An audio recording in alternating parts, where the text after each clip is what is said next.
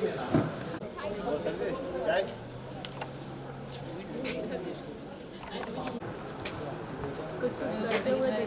भी लेते हैं नहीं मैं कैसे क्या आप देख रहे हो उसको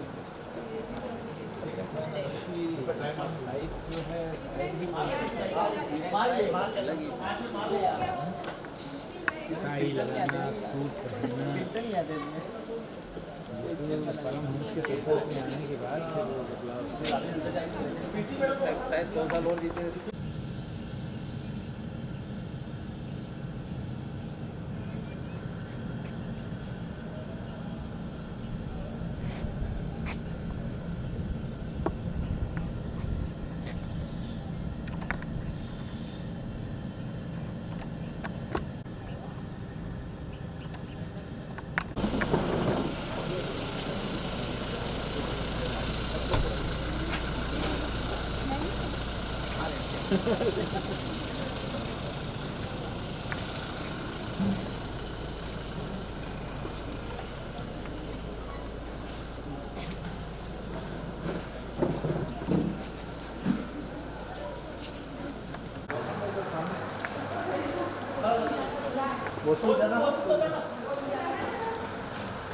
किसी को वॉशरूम जाना तो नीचे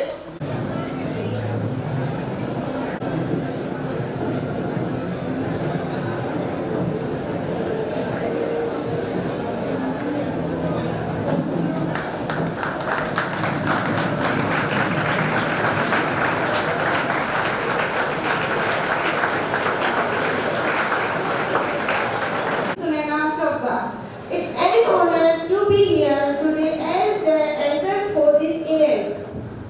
I would like to extend a warm welcome to our guest, Dr. Deepak Saxena, our director,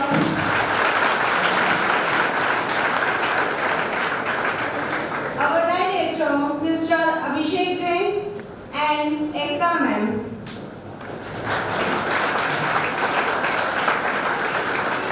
Principal of this college, Mr. Gulabdhar Dwivedi. Fellow students who have gathered here today, your presence makes this event even more special, and we are grateful to have every one of you here today for the guidance and career counseling program with Dr. Deepak Saxena sir. I would like to invite Deepak sir for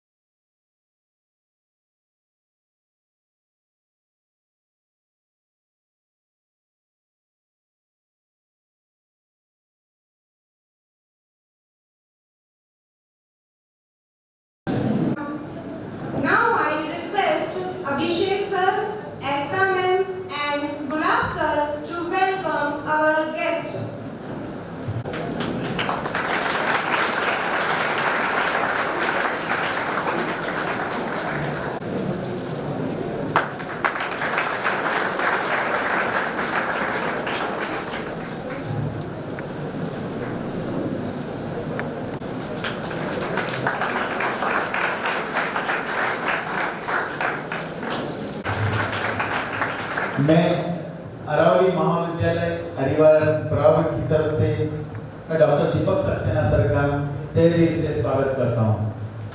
और यहाँ पे पधारे हुए सारे जो बच्चे दूसरी school से आए हैं उनका, फैकल्टीज मेंबर्स का और अरावली कॉलेज के परिवार के बच्चों का मैं स्वागत करता हूँ।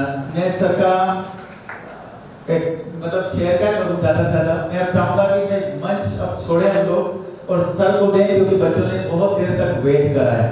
इसलिए मैं चाहूँगा कि दीपक सक्सेना सर आए और हम मंच उनको सपोर्ट करते हैं। Thank you sir.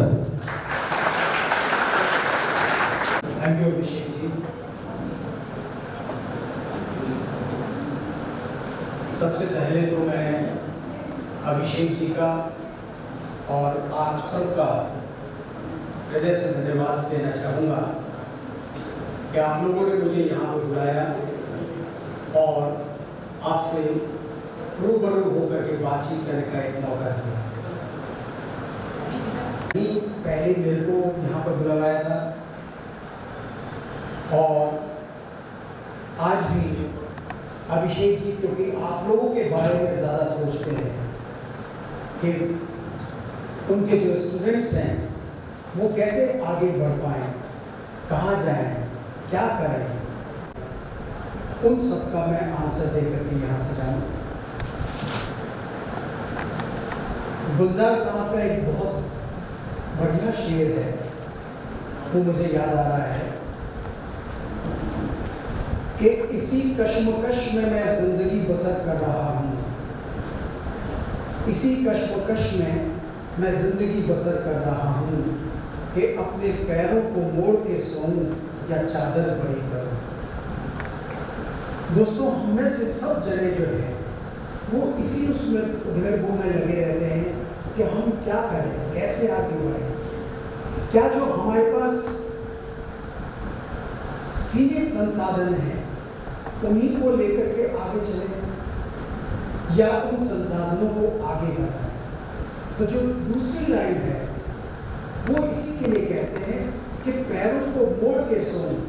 आप लोगों ने सुना होगा, एक बहुत पहले अपनी कहावत हुआ करती थी कि तेते पाँव पसारिए जितनी लंबी सो, यानी कि जितनी आपकी चादर है बस उतने ही पाँव पसारिए, चादर से बाहर मत निकलने दीजिए।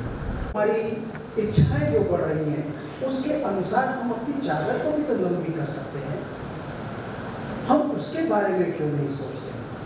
हम केवल यही सोच करके क्यों सीमित रह जाते हैं कि हम जो जहाँ तक हैं वहीं पर ही रह जाएं। सो फ्रेंड्स, अपनी इच्छाओं को सीमित मत कीजिए, अपनी इच्छाओं को आगे बढ़ते रहने दीजिए और उन इच्छाओं के साथ साथ आप ये देखिए कि हम उन इच्छाओं को पूरा करने के लिए कैसे आगे बढ़ सकते हैं। कौन से ऐसे हमारे पास संसाधन हैं जिससे कि हम अपनी इच्छाओं को पूरा कर सकते हैं। मैं उन्हीं के बारे में आज आपसे बात करना चाहूँगा। आप लोग, जैसा कि मेरे को बताया गया है कि 10th 11th के और 12th के बच्चे भी हैं और यहाँ पर ग्रेजुएशन जो कर रहे हैं उनके भी बच्चे यहाँ पर हैं। आप सभी लोगों से मैं एक ही बात कहना चाहूँगा। हमारे पूर्व प्रेसिडेंट जिनको मैं अपना मेंटर मानता हूँ, एपीजे अब्दुल कलाम साहब। एपीजे अब्दुल कलाम साहब ने कहा था कि dream and dream and dream higher. अपने सपनों को आप ऊंचा लेकर के जाइए। अपने सपनों को ये मत सोचिए कि वो छोटे से रह जाएं। हम लोगों में से बहुत सारे ऐसे लोग हैं जो सोचते हैं कि शायद हम बहुत ज़्यादा सपने देखेंगे तो वो दिन के स्वप्न हो जाएंगे। दिन के सपने नहीं देखने हैं। वापस मैं एपीजे अब्दुल कलाम साहब को यहाँ पे कोट करना चाहूँगा। उन्होंने ही फिर वापस ड्रीम्स के लिए भी बताया कि dreams are not those which we see while we sleep, dreams are those which do not allow us to sleep. यानी स्वप्न वो नहीं है जो हम रात में सोते समय देखते हैं, स्वप्न तो वो है जो हमें सोने नहीं देते हैं। ये सपनों की परिभाषा जो है वो हमें चाहिए। हमें उन्हीं सपनों को आगे लेकर के चलना है। अभी हमने अपने सपने बहुत सीमित कर रखे। मेरी बच्चियां जो यहाँ पे बैठी हुई हैं वो सोचती हैं कि 12th के बाद BEd कर लिया या STC कर लिया और टीचिंग में चले जाएं। यहाँ पे जो बच्चे यहाँ पे बैठे हुए हैं, स्टूडेंट्स यहाँ पे बैठे हुए हैं, इन सबकी भी सीमित सोच है। उस सीमित सोच को आपको खत्म करना होगा। आपको अपनी सोच का दायरा जो है वो बांसवाड़ा से भी बाहर ले जाना होगा। मेरा कहने का तात्पर्य ये नहीं है कि आप बांसवाड़ा को छोड़ दीजिए, बिल्कुल नहीं। मैं तो चाहूंगा कि आप बांसवाड़ा में ही रह करके यहाँ को इतना डेवलप कर दें कि जिससे कि बाहर के लोग यहाँ पर आने की सोचें। अभी जो नेशनल थर्मल पावर प्रोजेक्ट जो चल रहा है, बन रहा है, उसको सोच करके देखिए कि आपके पास कितना जॉब्स यहाँ पर अवेलेबल हो सकती है। लेकिन क्या हम उस जॉब को लेने के लिए अभी काबिलियत रखते हैं? ये हम नहीं सोचते।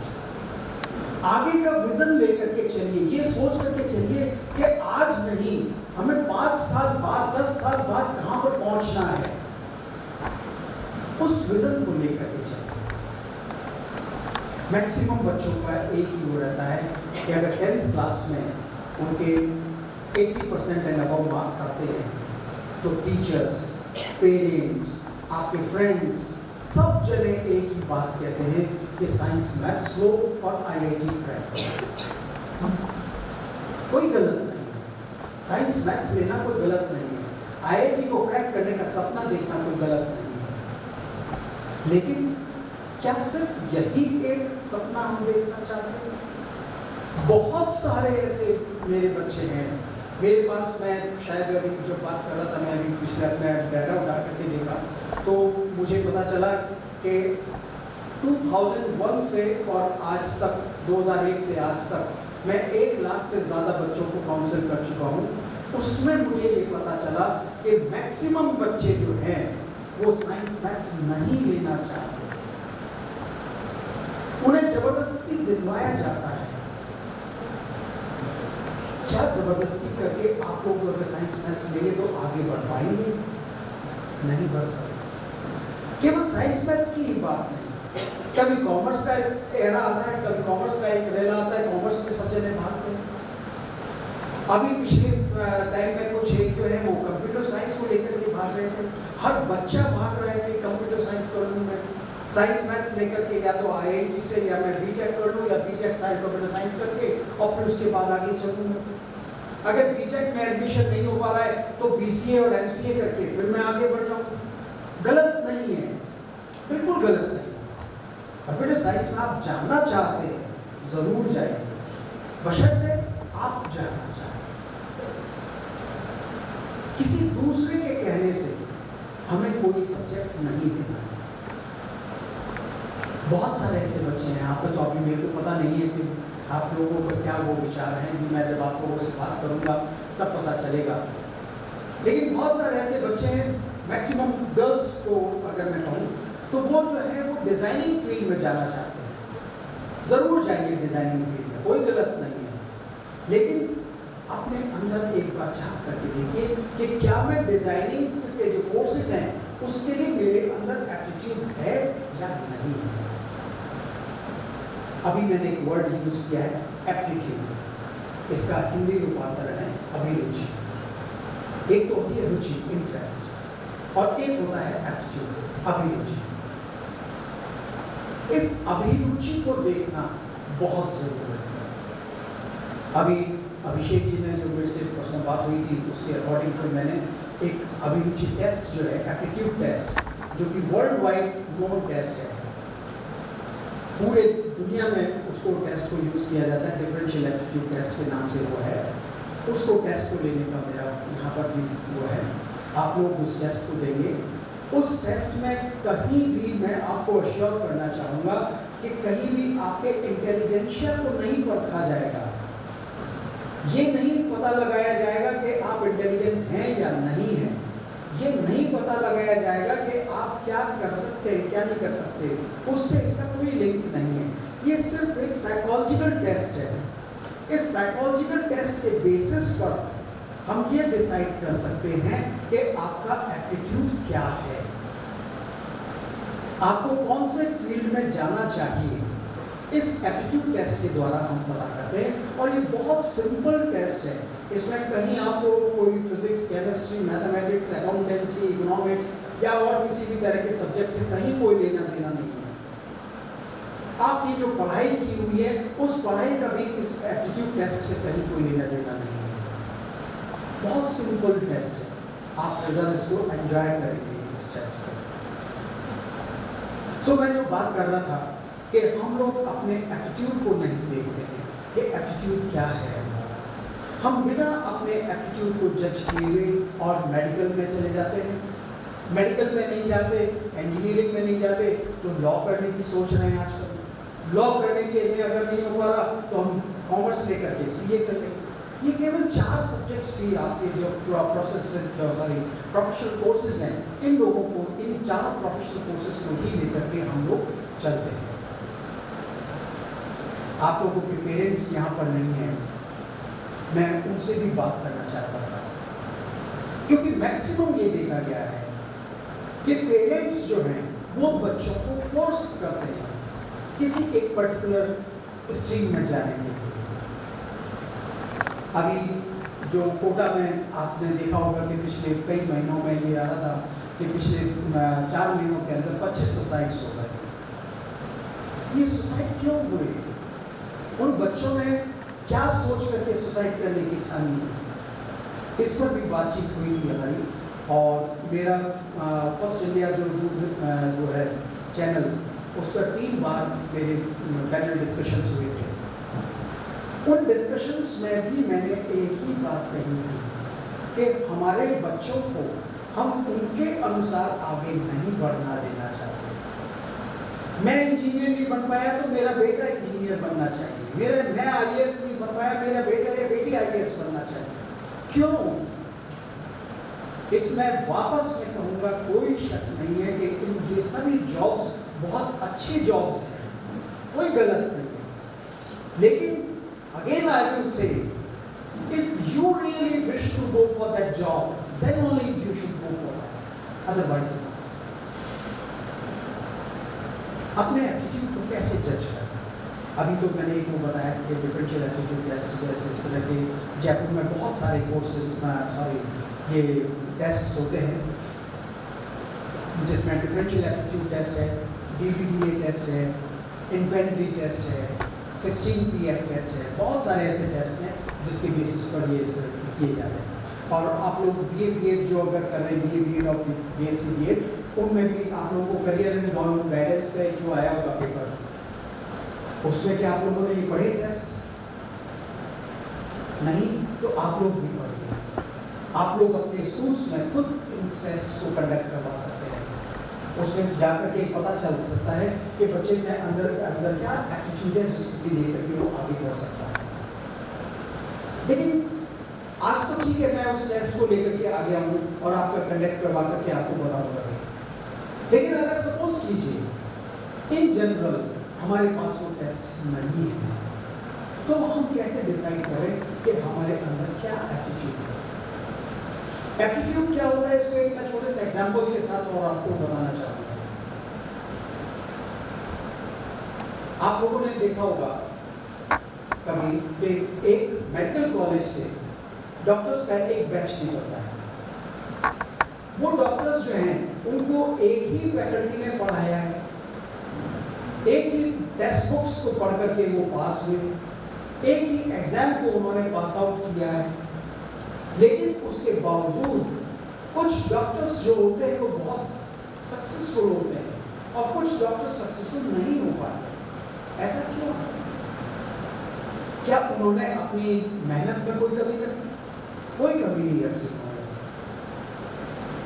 फिर क्या बात है कि कुछ डॉक्टर सक्सेसफुल हैं और कुछ डॉक्टर सक्सेसफुल नहीं है? Here lies the difference of the aptitude.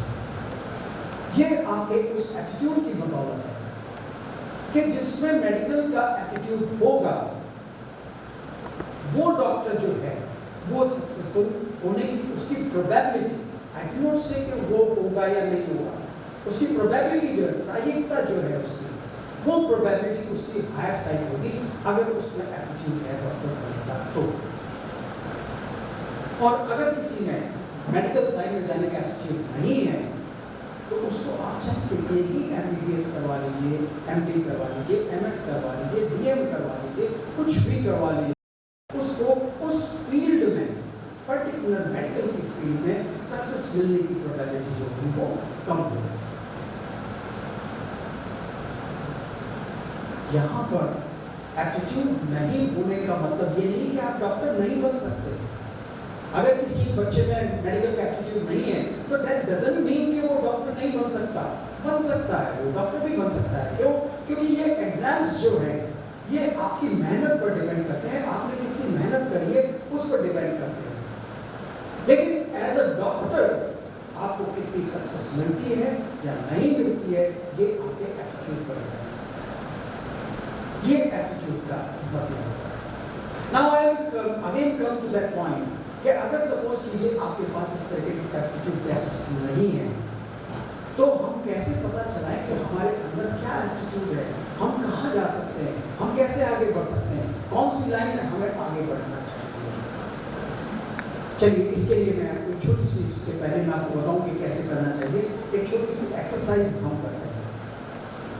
इस एक्सरसाइज में 30 सेकंड्स की एक्सरसाइज है, मैं सालों से ये एक्सरसाइज करवा रहा हूँ और बहुत बढ़िया इसके रिजल्ट्स निकलते हैं। इस एक्सरसाइज में 30 सेकंड्स की एक्सरसाइज है ये, और उसमें आपको अपनी आंखें बंद करके उन लोगों के चेहरे याद करने हैं जिन्हें आप जानते हैं। I am repeating my words, you have to close down your eyes and you have to recall the faces of all those persons who are known to you. They may be your friends, they may be your mentors, they may be your idols, they may be your parents, they may be your relatives, they may be your teachers, कोई भी हो सकते हैं। So 30 seconds के लिए हम इस exercise को करेंगे। आंखें बंद कर लीजिए। इस एक्सरसाइज के बाद आपको पता चलेगा कि आप क्या हैं। आंखें बंद कीजिए और उन सभी लोगों के चेहरे याद करने की कोशिश कीजिए जिन्हें आप जानते हैं। तो आपके पेरेंट्स, आपके टीचर्स, आपके आइडल्स, आपके आदर्श, आपके भगवान, कोई भी हो सकता है।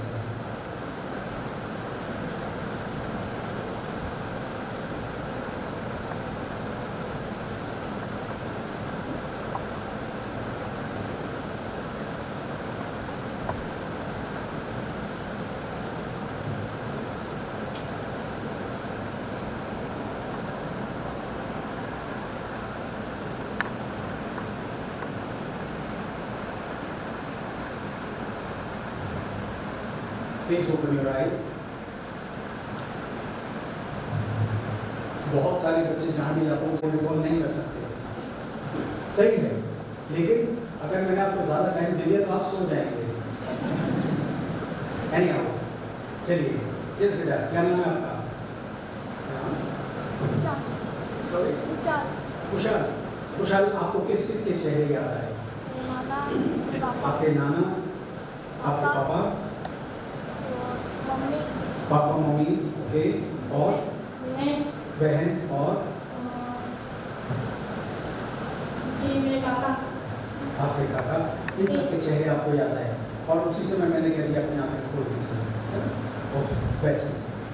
Yes, yourself. ओके खान, बताइए किस किस के चेहरे आपको याद आए? ओके, यस, दादी, दादा, बड़े फ्रेंड, ओके, मेरे क्लासमेट्स, ओके, क्लासमेट्स, इन सब के चेहरे एकदम ध्यान आ गए आपको सारे? Very good. इनके अलावा और कोई चेहरा? यस, मेरे क्लोज फ्रेंड, आपके क्लोज फ्रेंड्स, ओके, बैठिए। Yes, yourself. क्या नाम है आपका? भुवन शर्मा। भुवन। भुवन, आपको किस किस के चेहरे याद आए? पेरेंट्स, ब्रदर, सिस्टर, दादा दादी, फ्रेंड्स। नाउ मेरे ख्याल में जितने भी आप लोग यहाँ पर बैठे हैं, पेरेंट्स के चेहरे याद आए, मम्मी पापा, फ्रेंड्स के चेहरे याद आए, किसी को ऐश्वर्या राय दिखी, किसी को अमिताभ बच्चन दिखाई दिए, किसी को उन टीचर के चेहरे की याद आए जो बहुत स्ट्रिक्ट हुआ करते थे, जो जिनके डर से हम होते थे। मेरे को याद है, मैं सैनिक स्कूल चित्तौड़गढ़ का पढ़ा हुआ हूँ, वहाँ पर द्विवेदी जी हमारे हुआ करते थे संस्कृत के टीचर, और वो इन दोनों उंगलियों के बीच में पेंसिल रख करके और पकड़ करके और फिर कहते थे कि अब राम के रूप बोलो, और जहाँ कहीं गलत होता था वहीं दब जाती थी और चीख निकलती थी, राम के शब्द क्या निकलता। लेकिन शायद आज उन्हीं की बदौलत संस्कृत में मेरे 80% से कम नंबर कभी नहीं आया। आई स्वेयर, मैं उन टीचर को कई बार कोटि कोटि धन्यवाद भी देता हूँ। आज भी मुझे राम के रूप, नदी के रूप, किसी के भी आप पूछिए, सारे रूप में वो आज भी याद है। कौन सा लकार कहाँ काम आता है वो भी याद है। तो एनीहाउ, तो ऐसे टीचर्स के चेहरे भी हमें याद आते हैं जो कि हमारे साथ कभी स्ट्रिक्ट हुआ करते थे, या हमें उन टीचर्स के भी चेहरे याद आते हैं जो हमें बहुत प्यार से पढ़ाते हैं। मेरा क्वेश्चन अब डिफरेंट है। मेरा क्वेश्चन है कि इन सबको छोड़ करके आपके पेरेंट्स, आपके टीचर्स, आपके मेंटर्स, आपके आइडल्स, आपके फ्रेंड्स, आपके रिलेटिव्स, आपके सिबलिंग्स, इन सबको छोड़ करके किसी और का चेहरा किसी को याद आया? अगर इन सबको छोड़ के किसी का चेहरा किसी को याद आया तो प्लीज रेज योर हैंड, हाथ खड़ा कीजिए अपना। यस सर, किसका चेहरा याद आया आपको? मुझे एनिमल्स में फिश का। ओके, वो हो सकता है कि आपके हृदय के बहुत करीब हो, या उनके बारे में आपको जानकारी बहुत अच्छी रहती हो। आपके सब्जेक्ट के ज्योग्राफी, ज़ूलॉजी, ओके, नेचुरल सी बात है। ज़ूलॉजी के टीचर को अगर एनिमल्स के चेहरे याद नहीं आएंगे तो किसका आएगा? यस, विराट कोहली। विराट कोहली, ओके।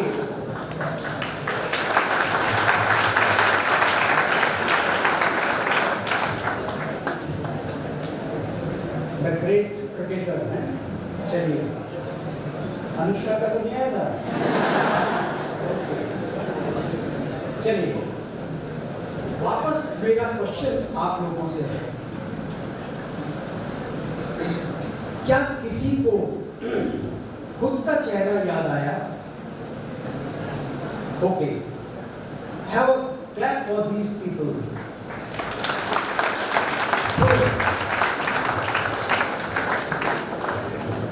मैंने आपसे कहा था उन सबके चेहरे आपको याद करने हैं जिन्हें आप जानते हैं।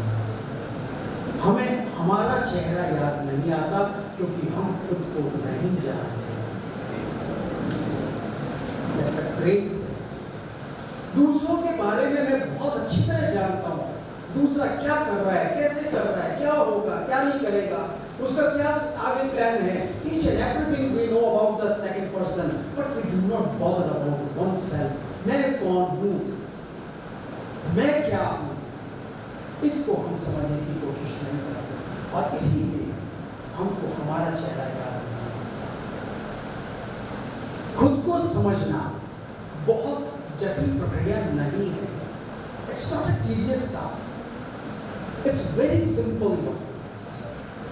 खुद को समझने में अगर हम मेटाफिजिक्स की अगर हम बात करते हैं या फिलॉसफी की हम बात करते हैं तो खुद को समझने में सालों लग सकते हैं, लेकिन फिर भी खुद को नहीं समझ पाएंगे, जिंदगी को नहीं समझ पाएंगे। लेकिन अगर हम सिंपल सी एक बात करें, मेरे अंदर क्या खूबियां हैं, मेरे अंदर क्या क्वालिटीज हैं, मेरे अंदर क्या कमियां हैं, मेरे अंदर क्या वीकनेसेस हैं, इन दोनों चीजों को अगर हम लेकर के सोचते हैं तो हमें पता चलेगा कि मैं कौन हूं। Again, I would like to quote APJ Abdul Kalam Sahab. He has rightly said that each of us has got the divine fire in us. The only thing is to give the wings to that fire. हम में से प्रत्येक में एक दिव्य ज्योति है, केवल उस दिव्य ज्योति को पंख देने की आवश्यकता है। और मैं इसे अपने शब्दों में ऐसे कहता हूं कि कौन पहुंचा है अंतिम पायदान तक, सबके लिए थोड़ा आसमां बाकी है। ये तुम सोचते हो कि तुम उड़ नहीं सकते, लेकिन मैं जानता हूं कि तुम्हारे पंखों में अब भी उड़ान बाकी है।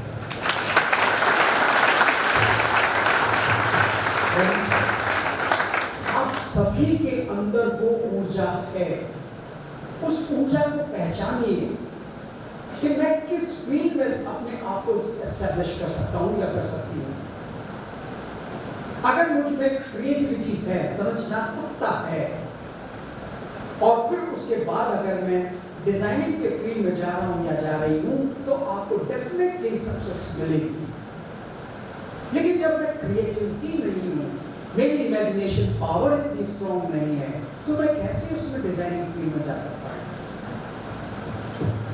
अगर मुझ में इंजीनियरिंग का एटीट्यूड है, अगर मैं कुछ मैकेनिकल मशीनों से खेलना चाहता हूं या चाहती हूं, अगर मैं कंप्यूटर्स के साथ बहुत फ्रेंडली हूं, टेक्नो सेवी हूं, और फिर मैं अगर कंप्यूटर के लाइन में जाती हूं, तो मेरे को सक्सेस मिलने की संभावना है।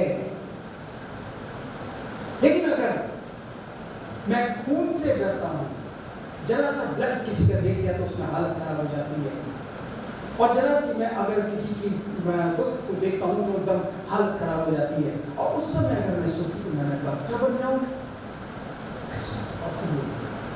वो सही नहीं होगा। हमारा डिसीजन जो है वो हमारी आदतों पर डिपेंड करना चाहिए। कौन सी हमारी ऐसी अच्छी आदतें हैं, हमारी अच्छी क्वालिटीज हैं जो कि हमें किसी एक फील्ड में आगे बढ़ने से उसको प्रमोट करेंगी, उसको पुश करेंगी, और कौन सी ऐसी वीकनेसेस हैं जिनके चलते मैं उस फील्ड में अपने आप को प्रमोट नहीं कर पाऊंगा। ये देखना हमारा काम है, और उसी को एप्टीट्यूड कहते हैं। एक और एग्जांपल से मैं आपको समझाने की कोशिश करता हूँ। दो बच्चे हैं, एक बच्चा बहुत इंट्रोवर्ट है, वो अपने आप तक सीमित रहता है, बहुत मेहनत कर सकता है, दिन रात मेहनत कर सकता है, उसको कहीं कोई आराम की आवश्यकता नहीं लगती, और वो दूसरों को अपना फ्रेंड नहीं बना सकता। उसी के साथ दूसरा बच्चा है, और वो दूसरा बच्चा जो है वो बहुत उछलकल है, दूसरों से बहुत ज्यादा फ्रेंडशिप्स रखता है, दूसरों को सेकंड्स में अपना बना लेता है। अब इन दोनों बच्चों में से पहले वाले बच्चे को हम होटल मैनेजमेंट में भेज दें, और दूसरे वाले बच्चे को रिसर्च के फील्ड में भेज दें, तो क्या पहला वाला बच्चा या दूसरा बच्चा अपने आप में सक्सेस हो पाएंगे? नहीं हो पाएंगे। क्यों? क्योंकि उनका एटीट्यूड नहीं है वहां पर। इसी की जगह अगर हम उल्टा कर दें, सेकंड वाले बच्चे को होटल मैनेजमेंट में भेज रहे हैं और फर्स्ट वाले बच्चे को रिसर्च के फील्ड में भेज रहे हैं, तो डेफिनेटली उनके सक्सेस होने की प्रोबेबिलिटी बढ़ जाएगी। इसलिए अपने अंदर झांकिए कि मैं क्या हूं, मेरे अंदर खूबियां कौन कौन सी खूबियां हैं। और जैसे मैंने पहले भी कहा, कोई भी बच्चा ऐसा नहीं है जिसके अंदर कोई खूबी नहीं हो। आप मेरे से 2 मिनट बात कीजिए और मैं आपको सारी आपकी खूबियां और कमियां बता दूंगा। ये भी कोई जादूगरी नहीं है, कोई ज्योतिष नहीं हूं मैं, लेकिन practice makes the person perfect. 21 साल की जो मेरी तपस्या जो मैं करता चला आ रहा हूँ, उससे मुझे आज ये फल मिल रहा है कि मैं 2 मिनट किसी भी बच्चे से बात करता हूँ और उसको बता देता हूँ कि तुम क्या हो। फ्रेंड्स, इन चीजों को लेकर के आप आगे बढ़िए, और फिर उसके बाद ये सोचिए कि अगर मेरा एम मेडिकल में जाने का है तो साइंस बायो लेनी है मुझे। अगर मेरा एम अकाउंट्स में जाने का है तो कॉमर्स लेनी है मुझे। कॉमर्स में भी आज जो हमारी जो वो है एजुकेशन पॉलिसीज वगैरह जो है जो चेंज हुई है, आपको पता है कि नई एजुकेशन पॉलिसी आ चुकी है, NEP के नाम से जिसको जाना जाता है, न्यू एजुकेशन पॉलिसी। इस एजुकेशन पॉलिसी में आप लोगों को पढ़ने का बहुत अलग तरीका दिया गया है। एक साइंस का विद्यार्थी जो फिजिक्स पढ़ रहा है वो साथ के साथ हिस्ट्री भी पढ़ सकता है। एक कॉमर्स का विद्यार्थी जो अकाउंटेंसी या बिजनेस स्टडीज का पढ़ रहा है वो साथ के साथ केमिस्ट्री भी पढ़ सकता है। उसका एम डिफाइंड होना चाहिए। एम आपके पास होना चाहिए कि मैं क्या बनना चाहता हूँ या क्या बनना चाहती हूँ। उस एम को लेकर के आप जब चलेंगे तो फिर आपको पता चलेगा कि आप बहुत कुछ कर सकते हैं। अपने अंदर उस जोश को भर करके चलिए, खुद को पहचानिए और फिर आगे बढ़िए। ये सारा जहां आपका है, सफलता आपके नाम है। सफलता से मुझे याद आया, सक्सेस किसे कहते हैं? आपकी नजरों में सक्सेस क्या है? Yes, anybody? देखिए, मैं अगर यहाँ से बोलता रहूँगा तो आप बहुत देर तक तो सुन नहीं पाएंगे मेरे को। थोड़ी देर में ही आंखें आपकी झपकने लगेगी। एक द्वितीय संवाद जो है वो चलता रहना चाहिए। Yes, anybody? सफलता किसे कहेंगे? तो जिस मंजिल को हम पाना चाहते हैं वहाँ तक पहुँच गए, ये सफलता। जिस मंजिल को हम पाना चाहते हैं वहां तक पहुंच गए तो हमारी ये सफलता है। ओके, यस, कोई सक्सेस वो है जिससे हम मन को संतुष्ट कर सके कि हमने लाइफ में जो हमको चाहिए था अपना मन संतुष्ट है तो हम सक्सेसफुल हैं। गुड। हम अगर अपने आप में ये संतुष्ट हो सके कि जो हमें चाहिए था वो हमें मिल गया तो वो सफलता है। यस, गर्ल्स, अरे आजकल तो गर्ल्स पता नहीं कहाँ कहाँ पहुँच रही हैं। वो 33% रिजर्वेशन को भी पीछे छोड़ना चाहती हैं। Yes, anybody of you? बोलिए बोलिए, गलत बोलिए, चिंता मत कीजिए, आपका कोई इंप्रेशन नहीं बन रहा है यहाँ पर। अपनी भावनाओं को बाहर निकालने दीजिए, बाहर निकलने दीजिए उसको, अपने अंदर दबा करके मत बैठिए। आप गलत ही तो बोलेंगे ना, इससे ज्यादा कुछ और नहीं होगा, कुछ नहीं होगा उससे। अगर कोई आप पर हंसता है, हंसने दीजिए उसको। A day will come when you will be laughing at that one. Yes, please.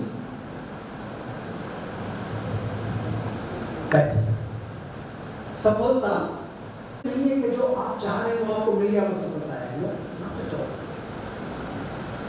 या जिस चीज को आपने एम किया वो आपको मिल गई, आप उससे संतुष्ट हो गए, वो सफलता नहीं है। सफलता, success lies in efforts only. आपने जो प्रयास किए वो आपकी सफलता है। आप अगर प्रयास ही नहीं करेंगे तो सफलता मिलेगी कैसे?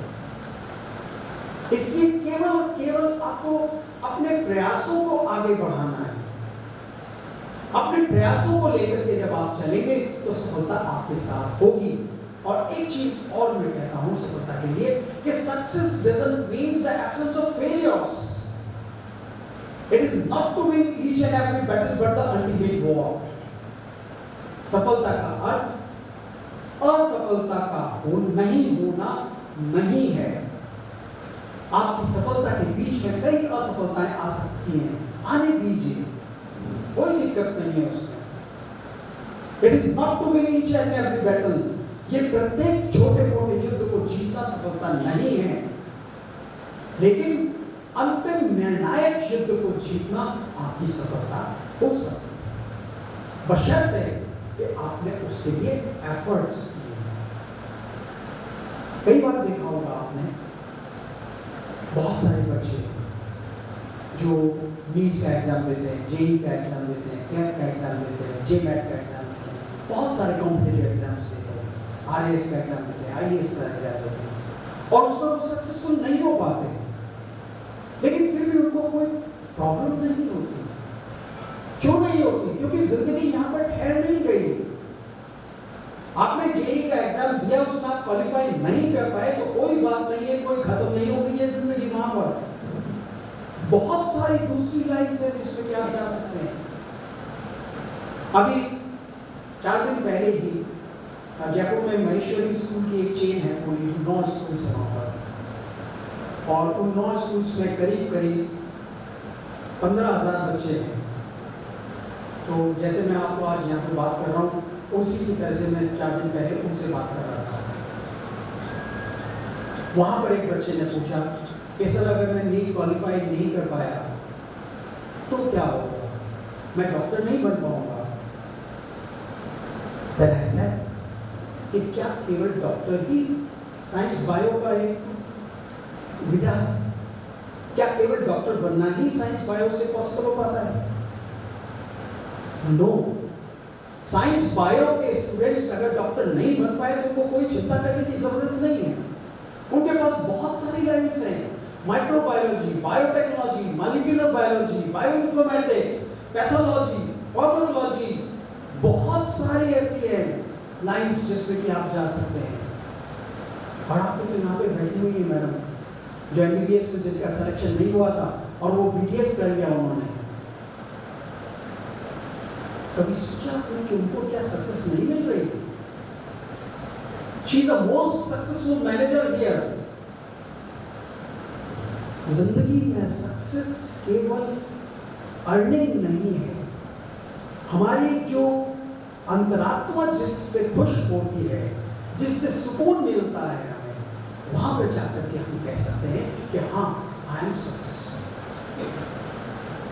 इसलिए बिल्कुल अपने दिमाग से इस चीज को निकाल दीजिए कि अगर 10th क्लास में मेरे 98% नहीं आए तो मैं सक्सेसफुल नहीं हूं। कैसे कहते हैं कि किसी ने कही 10 आप सक्सेसफुल नहीं हैं? आप सक्सेसफुल हो सकते हैं।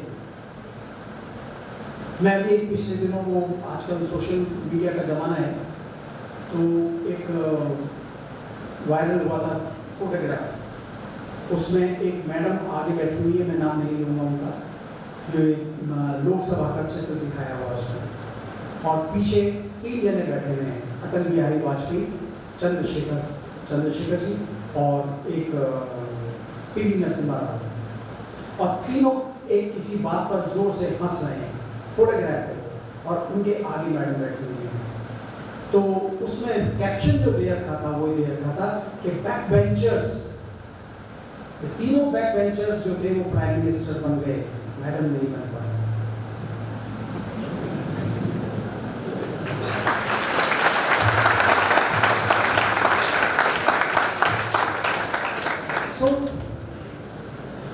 बिल्कुल चिंता मत कीजिए कि आप बैक बेंचर हैं या फ्रंट बेंचर्स।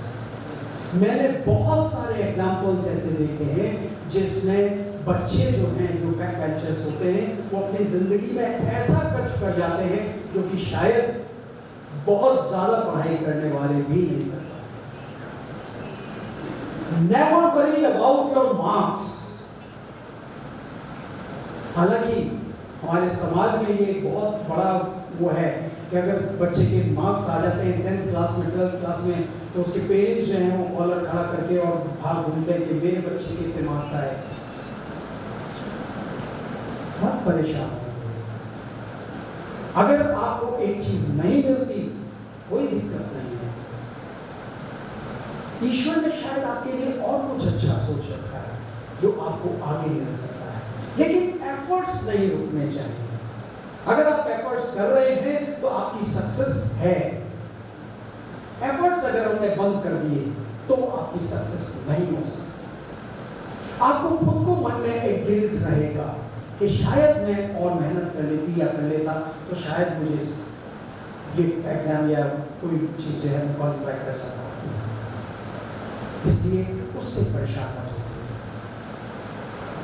दूसरी जो प्रॉब्लम आती है हमारी जिंदगी में वो होती है हमारे पेरेंट्स और हमारे आसपास रहने वाले। एक छोटी सी कहानी आपके साथ शेयर करना चाहूँगा। एक गांव में 2 बच्चे थे। सुनिए इस कहानी को, बहुत इंपॉर्टेंट है। एक गांव में 2 बच्चे थे। एक बड़ा बच्चा जो था वो 12th क्लास में पढ़ रहा था, छोटा बच्चा जो था वो 7th क्लास में पढ़ रहा था। दोनों में बहुत गहरी दोस्ती थी। उनका उठना बैठना, खाना पीना, धोना, सोना साना सब एक साथ होता था, ज़्यादा नहीं होता। सो उन दोनों में बहुत गहरी दोस्ती थी। वो हर जगह जहाँ जाके साथ साथ जाते थे। एक बार गांव से बाहर वो जब खेल रहे थे तो एक अंधा कुआं था। अंधा कुआं आप जानते होंगे जिसमें पानी नहीं होता। तो वहाँ पर उसकी मुंडे के पास खेल रहे थे तो बड़ा बच्चा जो था वो उसमें कुएं में गिर गया। जैसे ही वो बच्चा गिरा, छोटा बच्चा जोर से चिल्लाया, लेकिन आसपास वहाँ पे कोई नहीं था जो उसकी आवाज़ को सुन सके, और इसलिए कोई वहाँ पर आया भी नहीं। थोड़ी सी देर में उसने इधर उधर देखा तो उसको एक रस्सी दिखाई दी छोटे बच्चे को। उसने रस्सी ली और उसका एक छोर नीचे फेंक दिया। बड़े बच्चे ने उस रस्सी को पकड़ लिया और अब छोटे बच्चे ने उसको खींचना शुरू किया। खींचता चला गया जब तक कि वो बड़ा बच्चा बाहर नहीं आया। थोड़ी देर दोनों जने 5-10 मिनट बैठे और फिर अपने गांव की तरफ जा करके और वहां पर जब जो मिला उसको ये बताया कि आज इस तरह का होगा। Nobody could believe it. कोई भी उस पर विश्वास करने को तैयार नहीं था।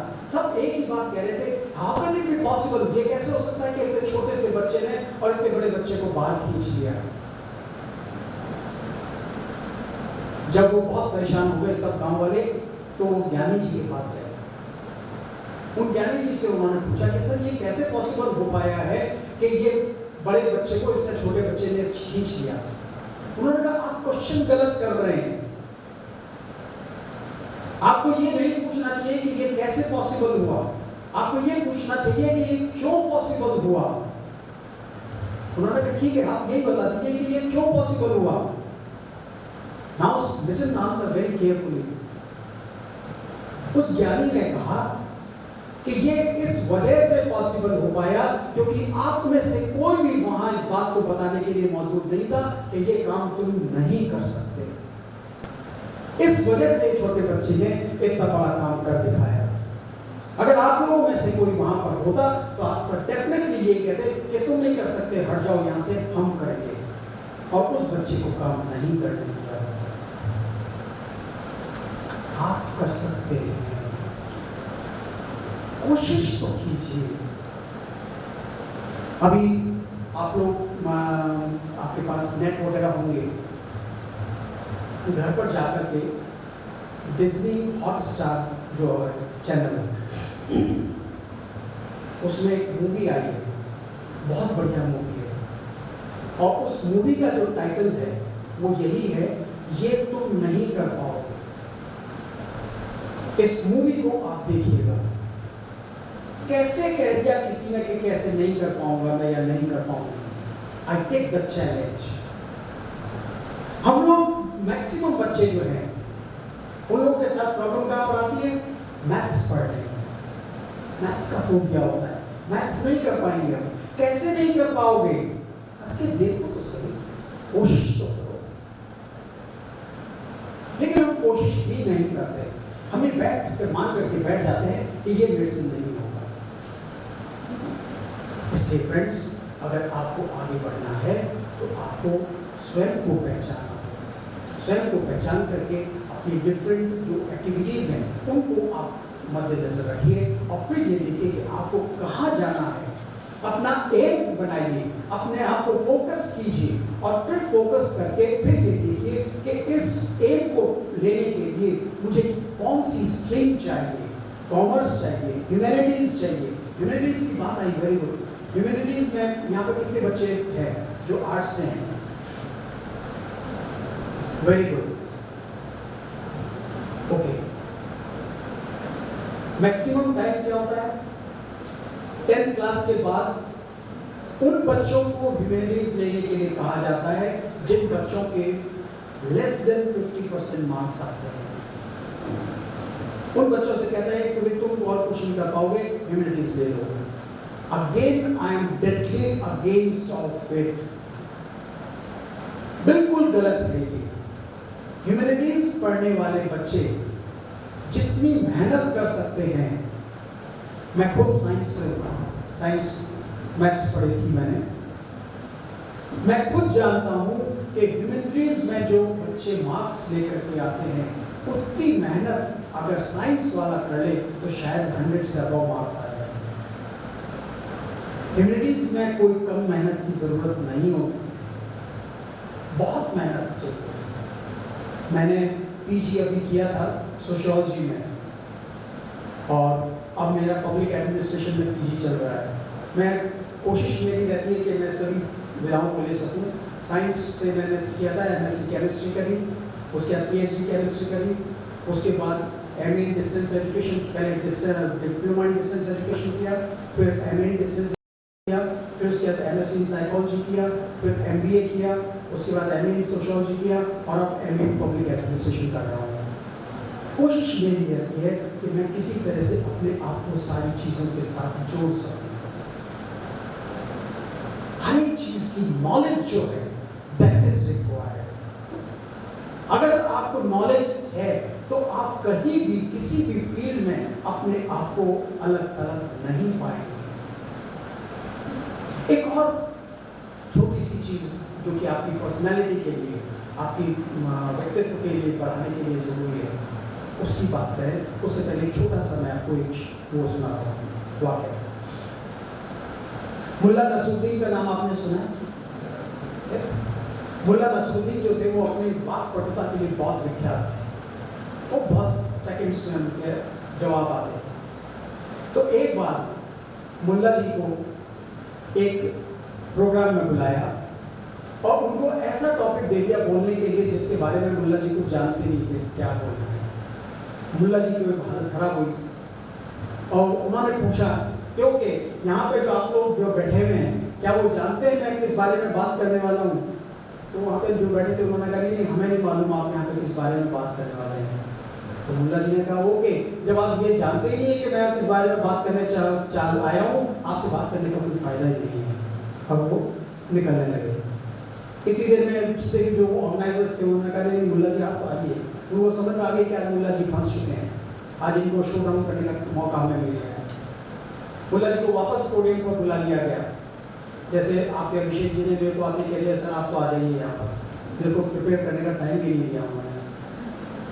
तो मुल्ला जी को वापस पोडियम पर बुलाया गया। मुल्ला जी फिर पहुँचे वहाँ पर, वहाँ से जाते उन्होंने वो क्वेश्चन डाला कि क्या आपको मालूम है मैं यहाँ पे किस बारे में बात करने आया हूँ?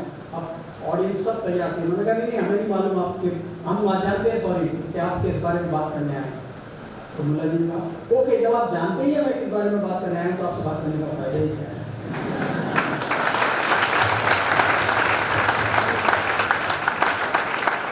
अभी वाक़या खत्म नहीं हुआ। मुल्ला जी को तीसरी बार फिर वापस पकड़ के लाया गया। मुल्ला जी ने वैसे आते ही अपना क्वेश्चन डाला, ऑडियंस भी तैयार थे। आधों ने कहा हाँ, आधों ने कहा ना।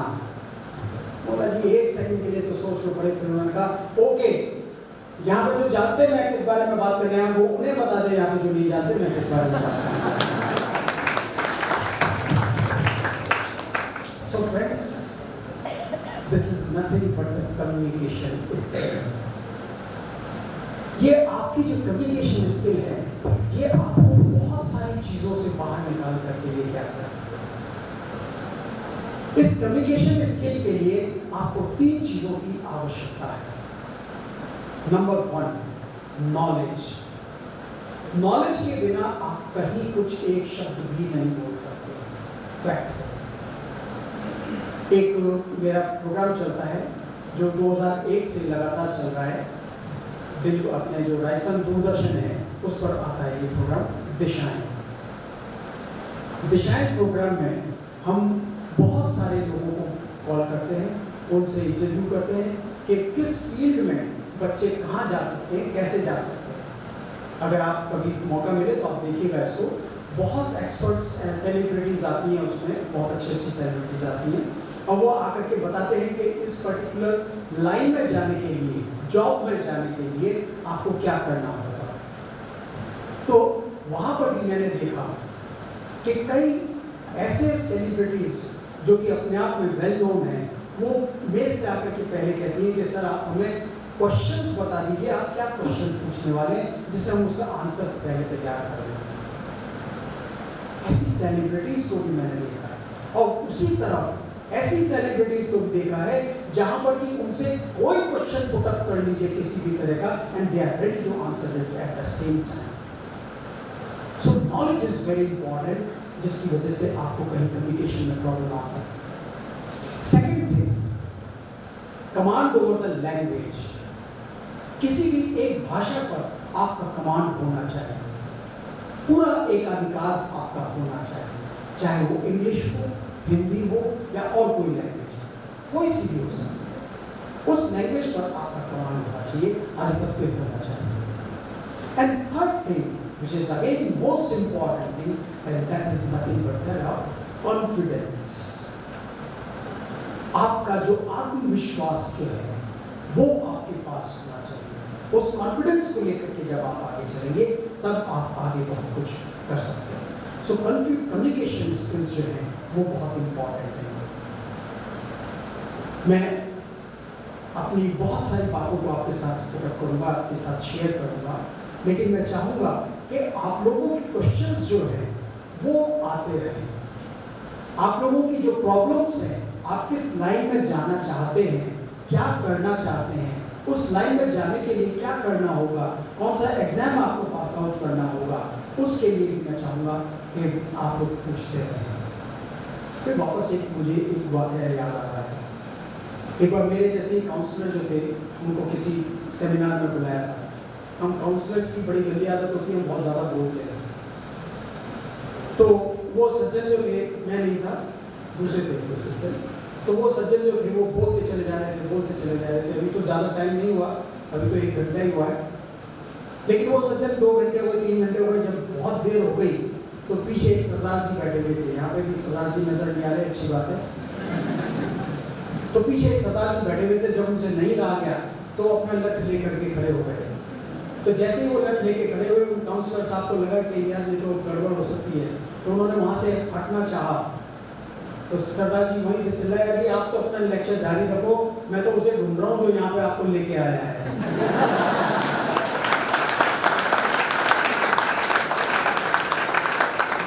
तो आप लोग जाने और अभिषेक जी जाने में सो फ्रेंड्स, अपनी पर्सनालिटी को हम कैसे ग्रूम कर सकते हैं? आपकी जो सक्सेस है वो आपकी पर्सनालिटी पर बहुत डिपेंड करती है। तो सबसे पहली चीज जो मैंने आपको स्टार्टिंग में कहा था, स्व जागरूकता, सेल्फ इंट्रोस्पेक्शन, अपने आप को देखना कि मैं कौन हूँ, क्या हूँ, ये बहुत जरूरी है। और उसके साथ ही सेकंड चीज जो मैंने आपको बताई, कम्युनिकेशन स्किल। और एक बहुत इंपॉर्टेंट चीज है, हम जिंदगी में बहुत कुछ बनना चाहते हैं। कोई अपनी अपनी मंजिलों को लेकर के आगे जाना चाहता है, कोई मंजिलों को छूना चाहता है, लेकिन सबसे इंपॉर्टेंट चीज है कि हम एक अच्छा इंसान बन सकें।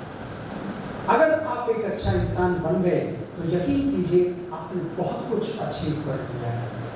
एम्पैथी जो है, 2 वर्ड्स होते हैं, एक सिंपैथी होता है और एक एम्पैथी होता है। सिंपैथी आप सब लोग जानते हैं, लेकिन मेरी नज़र में सिंपैथी किसी के साथ नहीं होनी चाहिए। सिंपैथी नेगेटिव टर्म है। एम्पैथी जो है, सहानुभूति कहते हैं सिंपैथी को, और तदनुभूति कहते हैं एम्पैथी को। सो आपके दूसरे के साथ एम्पैथी होनी चाहिए, सिंपैथी नहीं होनी चाहिए। दूसरे के जूते में अपना पैर घुसा करके देखिए कि कहाँ तकलीफ होती है, तब आप उसकी सहायता कीजिएगा।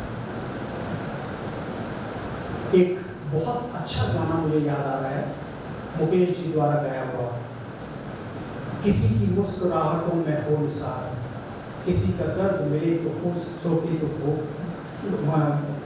बोल सके तो लोग ना, किसी के वास्ते होते हैं दिल में प्यार, यही जिंदगी जीना इसी का नाम है। तो आपके दिल में हर एक के लिए एक प्यार होना चाहिए, एक ऐसी दर्द आपके दिल में भी होना चाहिए कि जो कि आपको दूसरे के साथ रख सके, उसके साथ उठ बैठ सके। ये एम्पैथी है, which is again required। बहुत सारी ऐसी चीजें हैं मैं आपके साथ शेयर करूंगा, लेकिन आप लोगों के जो क्वेश्चंस हैं उनको मैं चाहूंगा। Yes, anybody of you please just raise your hand.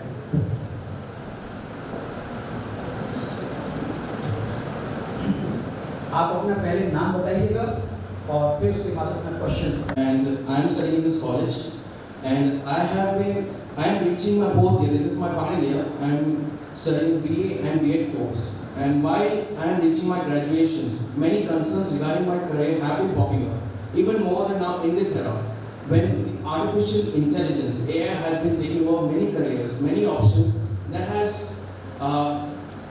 really deteriorated my confidence in what path I should take. For example, I was surfing the internet and there was an artist that I was following, and he was protesting against the artificial intelligence. As before the artificial intelligence, he used to have many commissions from all over the world to make art for them.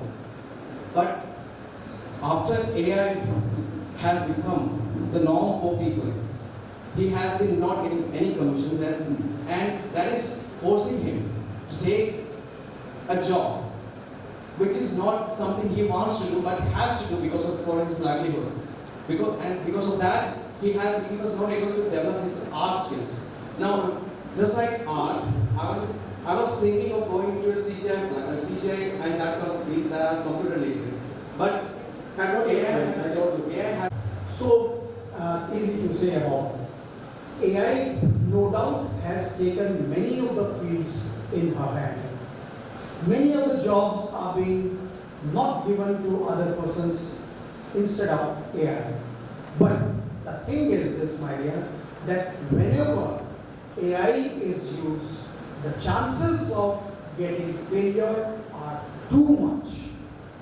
Just as you must have heard about it, that in the past, chess championship was organized with AI and the human on the other hand.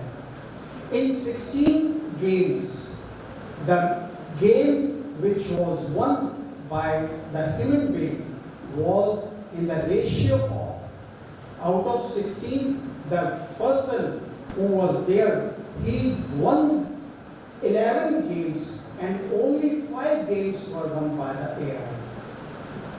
So AI won't get the success which is being thought right now. So just do not worry at all about from AI. You should not get worried of AI at all. AI cannot replace you persons. Not at all. And for the AI also, you might be knowing that different languages are required for AI. Number one is the Pascal language. And the second is the Lisp language. And the third one is the Java, which is the core language. Who tells this? Who is the manufacturer or who is the producer of these languages? We are the producers, not the AI. AI cannot produce any of the thing from his or her side own. We have to feed them. We have to put them the knowledge in that one. And out of that knowledge, she or he can give us the results. Statistical data, they have to be given by us only. AI cannot take the statistical data. So do not worry at all about the AI. Let it work for you. They are our, I won't say the servant, but they are our workers for us. They are not masters of us. You are the master for AI. You can command that, not the AI. Okay? So do not lose your courage here. Be sure, be confident that you will be winning the race ultimately, not the AI. Okay? Yes. Or yes, पीछे.